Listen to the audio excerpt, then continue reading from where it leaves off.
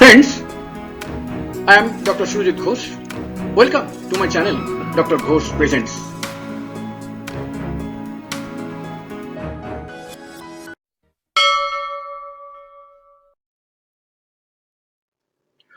Homeopathic medicine অ্যাকোনাইটের চিহ্ন লক্ষণ ও ব্যবহার, sign symptoms and uses of homeopathic medicine aconite. সম্পূর্ণ নাম অ্যাকোনাইটাম নেপিলাস। 6 বা 30 শক্তি 4টি দানায় একমাত্রা হয়। 200 শক্তি খুব কম কাজে লাগে।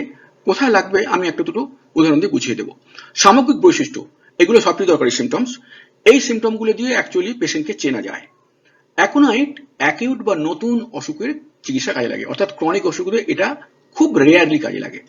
দ্রুত অসুখ আক্রমণ অ্যাকোনাইটের মূল সুর। দুম করে অসুখ শুরু হয়ে যাবে, কোনো রকম প্রিমনিটরি সিমটম নেই, জানান দেবে না, একেবারেই অসুখ আরম্ভ হয়ে গেল। কখনো উত্তরে বা পশ্চিমে শুকনো ঠান্ডা বাতাস অসুখের, জ্বর সর্দি কাশি সূত্রপাত ঘটায়। ঘর্মাক্ত অবস্থায় ঠান্ডা বাতাস লেগে ঘাম দুম করে বন্ধ হয়ে অসুস্থতা শুরু হয়। আপনাকে পেশেন্টকে জিজ্ঞেস করতে হবে, তোমার যে জ্বর শুরু হলো, সর্দি কাশি হলো, কিভাবে আরম্ভ হলো? দেখবেন সে বলবে এরকম ধরনের ঘটনাই বলবে, তো আমার সেই গরমের সময় খুব ঘাম হচ্ছিল, তো আমি জামা কাপড় খুলে খোলা জায়গায় দাঁড়ালাম, বেশ হাওয়া হচ্ছিল, দারুণ ভালো লাগছিল। এটা ঘটেছে বিকেলের দিকে, তারপরে রাত্রির থেকেই আমার মাথার যন্ত্রণা শুরু। তার মানে অ্যাকোনাইটের পেশেন্ট হয়ে গেল একদম। গভীর ভয়, মানসিক আশঙ্কা, নার্ভাস উত্তেজনা সর্বদা তার সঙ্গে। মনে রাখবেন, এই তিনটে, গভীর ভয়, মানসিক উত্তেজনা, নার্ভাস উত্তেজনা, এটা অ্যাকোনাইটের থাকতে হবেই। তিনি বাড়ি যেতে ভয় পান, ভিড়ের মধ্যে যেতে ভয় পান, রাস্তা পার হতে ভয় পান, ফাঁকা রেল লাইন পার হতে ভয় পান। মানে অদ্ভুত সিমটম লক্ষ্য করুন। তো যাই হোক, এই সম্বন্ধে ছোট্ট একটা ঘটনা বলি। আমার এক বন্ধু একবার আমাকে, তখন আমি বোধহয় ফাইনাল ইয়ারের ছাত্র হব, আমাকে বলছে যে সুরজিৎ, তুমি তো ডাক্তারি পড়ো, আমাকে একটু সাহায্য করো না। আমি বললাম, কি হয়েছে? না, বলছে দেখুন আমার অনেকদিন থেকেই না আমার বাইরে আসতে কেমন ভয় লাগে, ভিড়ের মধ্যে যেতে পারি না, রাস্তা পার হতে হয় না, ভয় পাই। তার মধ্যে কতদিন ধরে তোমার এটা চলছে? বললো, তা 1 বছর হবে। আমি খুব অবাক হয়ে গেলাম যে 1 বছর হবে এই সিমটম। এটা তো অ্যাকোনাইটের সিমটম। অ্যাকোনাইট তো আমরা জেনে এসেছি যে এটা অ্যাকিউট সিমটম, একটা অসুখ হবে তখন সিমটম দেখা দেবে। এর কোনো অসুখ নেই, সুস্থ স্বাভাবিক মানুষ, কিন্তু মনের মধ্যে ভয় আছে। সে কি ভয়? বাইরে যেতে ভয় পায়, ভিড়ের মধ্যে যেতে ভয় পায়, রাস্তা পার হতে ভয় পায়। তো আমি কি করব ভেবে আমি তাকে অ্যাকোনাইট 200 দিয়ে দিলাম, 4টে দানা, একদিন সকালে আর একবার রাতে খাওয়ার জন্য, দুটো ডোজ মাত্র দিলাম, 200। ভালো, অ্যাকোনাইট 200 দিয়ে দিলাম, 200। এবার সপ্তাহে মিলিয়ে শুনুন, কি কেমন আছো? না, হ্যাঁ একটু বেশ ভয়টা কম লাগছে। তাই? আচ্ছা, ভালো করে তুমি এখন লক্ষ্য করে জানিও, টাইম টু টাইম জানিও, অন্তত 1 মাসের মধ্যে যদি চলে যায় তাহলে বুঝি ভালো। তারপরে সপ্তাহ 3 বাদে সে বলছে অসুখটা না আবার ফিরে আসছে। তাই নাকি? অসুখটা ফিরে আসছে? তখন তো হতেই তো পারে, কারণ অ্যাকোনাইট তো অ্যাকচুয়ালি গভীর অসুখ, গভীর জিনিসকে চিকিৎসা করতে পারে না, এ তো সুপারফিশিয়াল মেডিসিন। তো আমি জানতাম সালফার হলো অ্যাকোনাইটের হচ্ছে কমপ্লিমেন্টারি মেডিসিন। আমি চোখ বুঝে সালফার 200 2 মাত্রা দিয়ে দিলাম। সেই সমস্যা তার চিরদিনের জন্যই চলে গেছিল। সেই সমস্যা চিরদিনের জন্যই তার চলে গেছিল। সুতরাং কখন অ্যাকোনাইট 200 দিতে হবে আপনাদের আমি ছোট্ট করে বুঝিয়ে দিলাম। সাময়িক বসে চলছে, আতঙ্ক ভাব আর ভয়ে তার জীবন শোচনীয়। আগেই বলে এসছি, ওই সমস্তর মধ্যে এ দুটো জুড়ে গেল। তিনি নিশ্চিত অসুখে তাঁর মৃত্যু হবেই, এমনকি কবে মারা যাবেন সেদিনও ভবিষ্যৎবাণী করে বলে দেন। এরকম ঘটনা ঘটে। গর্ভবতী নারীদের মৃত্যু ভয়, সামান্য যন্ত্রণা তার কাছে অসহ্য, যন্ত্রণায় তিনি পাগলের মতো আচরণ করেন।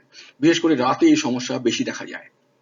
গেঁথে ফেলা, ছিঁড়ে ফেলার মতো ব্যথা হয়, অসুস্থ স্থানে জ্বালা, অসাড় ভাব, সুরসুর করা বা সরসর অনুভূত হয়। তিনি অস্থির, আতঙ্কিত, সব কাজ দ্রুত করেন, ক্ষণে ক্ষণে নিজের জায়গা পরিবর্তন করেন, বসা, শোয়া, দাঁড়ানোর ঢং পাল্টান, সামান্য কারণে চমকে চমকে ওঠেন। পুরো ব্যাপারটা লক্ষ্য করছেন? পুরো ব্যাপারটার মধ্যেই তার মধ্যে আতঙ্ক, নার্ভাস, আশঙ্কা, অস্থিরতা, মানসিক কষ্ট, সামান্য যন্ত্রণায় ছটফট করে, এইগুলো সব অ্যাকোনাইটের বৈশিষ্ট্য। এই প্রত্যেকটা সিমটম, এক একটা জায়গায় একটা সিমটমই আপনাকে বলে দেবে এই অ্যাকোনাইট দিতে হবে একে। যে কোনো সামান্য অসুস্থতাতেও তিনি মানসিক আশঙ্কা, ভয়, উদ্বেগে ভোগেন। একটা ছোট্ট সামান্য অসুখ হয়েছে, ব্যাস তার ফলে সে একেবারে ভয় টয় পেয়ে একাকার। গান তার কাছে অসহ্য, গান শুনলে তার মন দুঃখে ভরে যায়। এখন এটা ভীষণ ইম্পর্টেন্ট সিমটম। এটা সাময়িক বস্তু এখনো চলছে। শয়ান বা অর্ধশয়ান অবস্থাকে উঠে দাঁড়ালে তার লাল মুখ বিবর্ণ হয়ে যায়, মাথা ঘুরে তিনি মূর্ছা যান, মাটিতে পড়ে যান।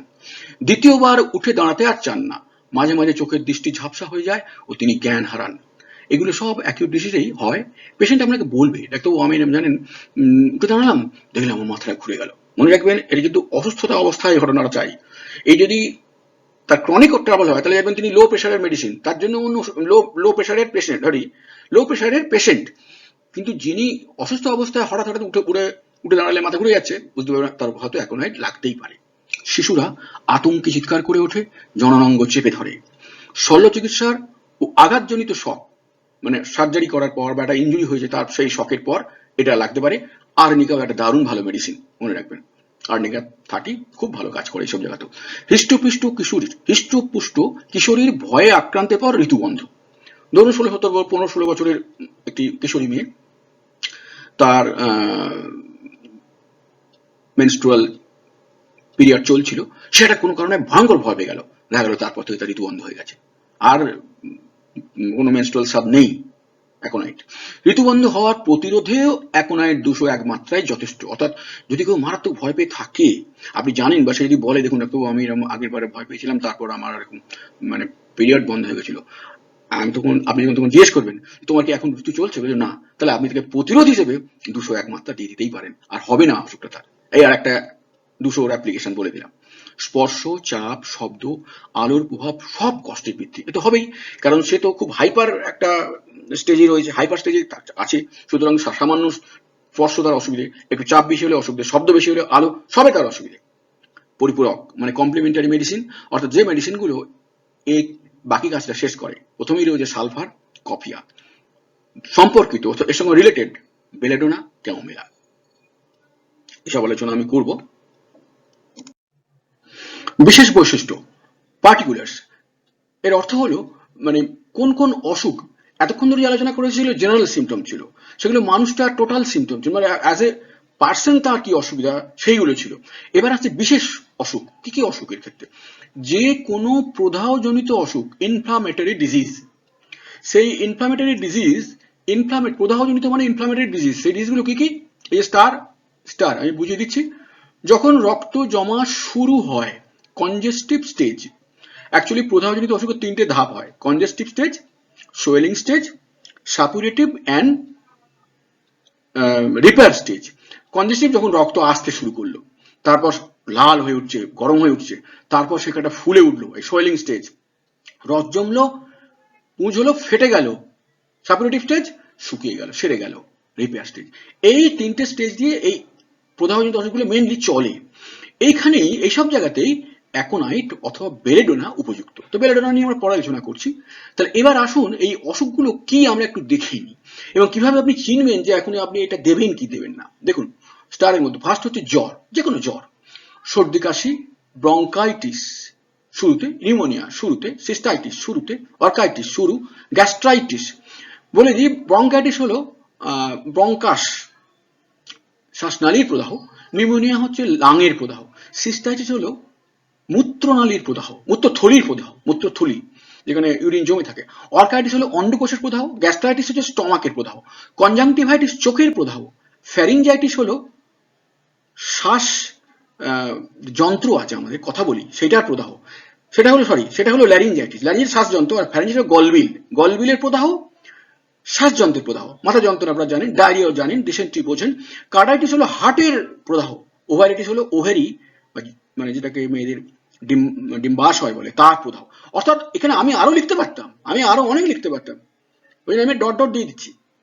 যে কোনো প্রদাহ হলে কি, তাহলে আপনি দেখবেন সে দুটো সিমটম নেবে, যে এই যে তোমার অসুবিধা হচ্ছে, যে অসুখই হোক, যদি প্রদাহজনিত অসুখ হয় আপনি জিজ্ঞেস করুন তোমার কিভাবে শুরু হলো, সে তাকে দেখবেন সে শুরুটা বলবে একটা সাডেন অ্যাটাকে শুরু হয়েছে, হঠাৎ।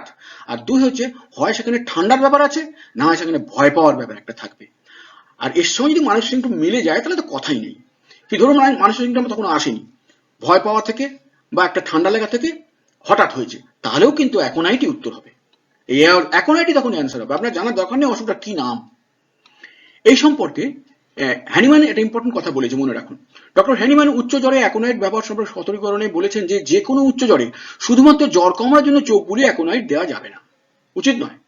একমাত্র যেখানে অ্যাকোনাইটের সামগ্রিক মানসিক সামগ্রিক বৈশিষ্ট্য, অর্থাৎ রোগীর ওই যে ভয়, আতঙ্ক, উদ্বেগ, ছটফটানি, তার অসহ্য, সামান্য কারণে অসহ্য হয়ে উঠেছে, একটু সামান্য কষ্ট সহ্য করতে পারছেন, এই যে মেন্টালিটি, এটা কিন্তু থাকা দরকার, তাহলেই এটা টোটালিটি হিসেবে কাজ করবে।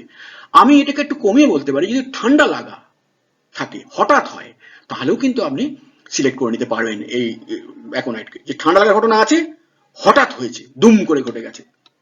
ব্যবহার করবেন কি কি?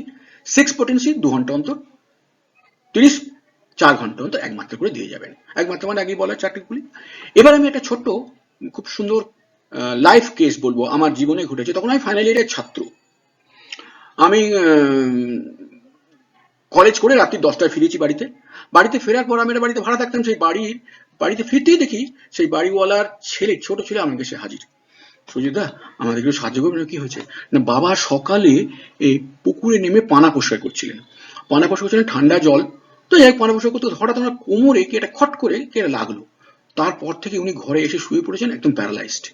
সেই যে দুপুরে শুয়েছেন, এখনো পর্যন্ত উঠতে পারছেন না, নড়াচড়া করতে পারছেন না। যা একটু আধটু মুখে একটু করে চামচে করে আমরা খাবার দাবার দিচ্ছি, তিনি লোয়ার পোর্শন, আপার পোর্শন সমস্ত তার প্যারালাইজড, নড়তে গেলেই তার ব্যথা লাগছে।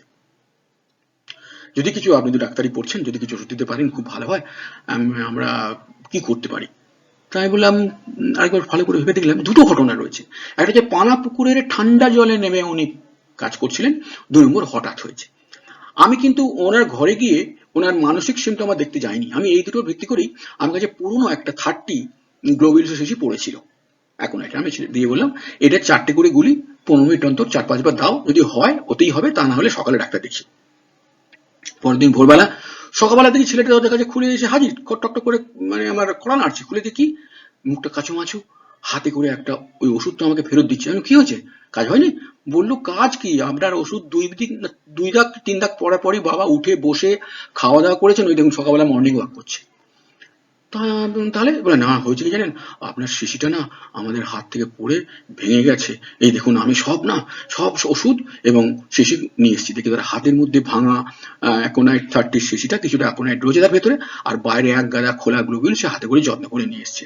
আমি বুঝতে পারছি যে সে কি জন্য বলে নিয়ে এসছে, ভাবে যে এই ওষুধ তো মিরাকেল ওষুধ, সেই জন্য সে অত যত্ন করে নিয়ে এসছে। দেখুন কি অদ্ভুত একটা ঘটনা। এত সুন্দর চিকিৎসা আমি বোধহয় জীবনে খুব কম করেছি। যাই হোক, এই সঙ্গে আজকে ভিডিও শেষ হলো। আপনার দেখার জন্য, শোনার জন্য ধন্যবাদ।